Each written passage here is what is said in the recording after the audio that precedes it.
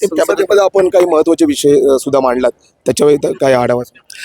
संसदेमध्ये म्हणजे मला पहिले ट्रॅफिकच्या बाबतीमध्ये जे आपल्या मुंबई शहरामध्ये आहे, हा जवळजवळ 483 चौरस किलोमीटरचा एरिया आपल्या मुंबई शहराचा आहे. म्हणजे नॉर्थ आणि साऊथ असा आहे, म्हणजे तिन्ही बाजूला समुद्र आणि आपला एरिया आहे.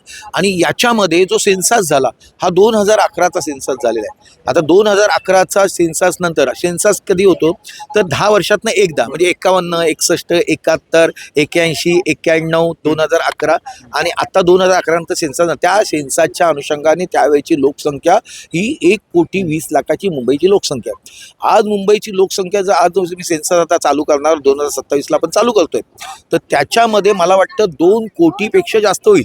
हा 2 कोटीपेक्षा जास्त म्हणजे कसं होणार आहे की तुमचं SRA मोठ्या पद्धतीने होत आहे, त्याला प्राधान्य दिलं जातंय. तर ती रिहॅब म्हणजे असलेली लोक प्लस तेवढंच त्याला तेवढ्याच दुपटीने त्यांना मिळत आहे. मग ती विकलेली घरं ती वाढतायत ना, पण तुमचे रस्ते तेवढेच आहेत.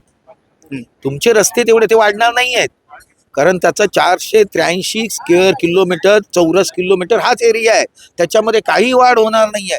मग याच्यासाठी काय करायला पाहिजे? तर मी कोचीला गेलो होतो. मी आता ज्या कमिटीवरती मेंबर आहे तिथून गेला असताना कोची मेट्रो, वॉटर मेट्रो हे चालू झालेलं आहे. तर मुंबईमध्ये का होऊ शकत नाही? जर 720 किलोमीटरचा एरिया ह्या महाराष्ट्राला आहे आणि जवळजवळ 50 आपल्या इथून जर बघितलं गेटवे ऑफ इंडियापासून असा वसई वगैरे असं करून पुन्हा आपण गेटवे ऑफ इंडियाला असा आलो, तर तो एरिया देखील काउंट केलं तर त्याच्यावरती मेट्रो चालू शकते, वॉटर मेट्रो चालू शकते. आणि ती झाली तर 10-20 हजार लोक त्यातनं प्रवास देखील करू शकतात, जे कोचीमध्ये होऊ शकतं आणि मुंबईमध्ये होऊ शकणार नाही. तर इकडच्या बाजूची वेस्टची जी लोक आहेत तर त्याचा फायदा ते घेतील ना अशी संपूर्ण.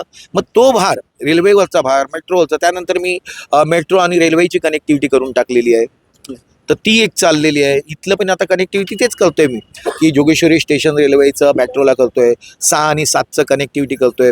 6 आणि 6 इथून गेल्यानंतर त्याची कनेक्टिव्हिटी मी इथं देतोय, म्हणजे व्हिटीला जाण्यासाठी देतोय. त्यामुळे आणखीन 2 वर्षांनी तुम्हाला आणखीन वेगळं चित्र दिसेल. इन्फ्रास्ट्रक्चरला आपण जास्त प्राधान्य. इन्फ्रास्ट्रक्चर नसेल तर तुम्ही काहीच करू शकत नाही. त्यामुळे डेव्हलपमेंट ही मोदी साहेबांचा जो विचार आहे की इन्फ्रास्ट्रक्चर वाढवणं. आता मला सांगा, ही जी मेट्रो आपली आता आपण करतोय, ही मेट्रोचं उद्घाटन कधी झालं होतं? तर 75 साली, 85 साली झालं होतं.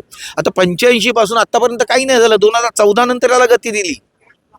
त्यामुळे तुम्ही जर बी पेरलं नाही, बीज पेरायचं नाही, सांगायचं मी पेरतोय म्हणून, ते पेरलं नाही तर झाड येणार नाही, त्याला फळही लागणार नाही. त्यामुळे मोदी साहेबांचं जे व्हिजन आहे, कन्स्ट्रक्टिव्ह व्हिजन आहे. आता तुम्हाला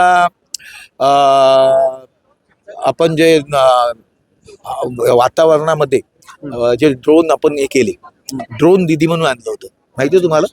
ही ड्रोन दीदीची कल्पना मोदी साहेबांची होती. त्या ड्रोन दीदीच्या माध्यमातून आपल्या सैनिकांना, आपल्या विद्यार्थ्यांना या ड्रोनचं प्रशिक्षण मिळणं हे त्याच्यामध्ये होतं. आणि तेच आताच्या युद्धाच्या वेळेला पाकिस्तानने ज्या वेळेला ड्रोनचे हल्ले केले, तिथून तुम्हाला कळलंच नाही त्याने किती टाकले, तेव्हा आपण कसे उडवून टाकले ते. त्यामुळे आपली लोक ट्रेन झाली होती.